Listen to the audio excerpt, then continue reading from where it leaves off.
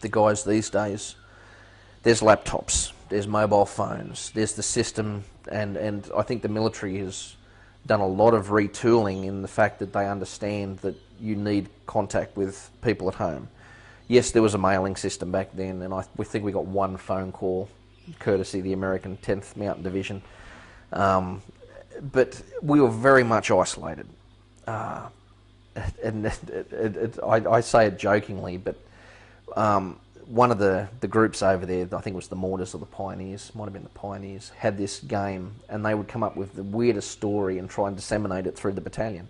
And we're out in the middle of nowhere, and the trucks pass, and you stop and you have a chat to the guys, what's the road like, what's going on up ahead. And they say, oh, have you heard the news, have you been listening to the BBC? No, what's going on? He says, oh, Bosnia's gone nuclear, the whole of Europe's in flames, we're all stuffed. And then the truck takes off.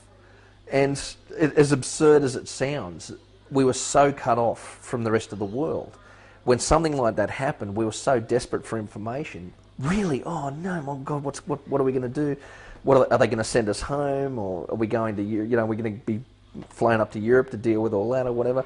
And for 6 hours or something, until we got back to base and somebody smacked us on the back of the head and said, you're a bunch of bloody idiots, of course Bosnia hasn't gone nuclear. We believed it. We thought it was gospel because we're so desperate for information. We had no contact with the outside world whatsoever. And it played on your mind. I think the turnaround for mail was 3 weeks, 3 or 4 weeks. And whatever information you got was courtesy of the Australian military, or it was from home, and it was old news. Well, we're sort of at the mercy of pranksters, I guess you could say.